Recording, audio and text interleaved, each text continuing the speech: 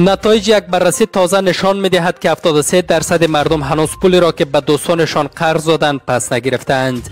این آمار ساده اما تکان دهنده است. یعنی تقریبا از هر 4 نفر 3 نفرشان میگویند که دوستی، کمک و اعتمادشان به پاسخ مانده است.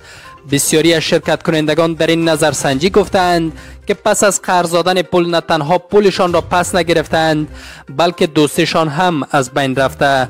بعضی ها نوشتند از روی رفاقت پول دادم، حالا حتی جواب پیامم را نمی دهد. قرض دادم ولی حالا حس می کنم اشتباه کردم. اعتماد کردم اما دوستی ما هم با پول رفت.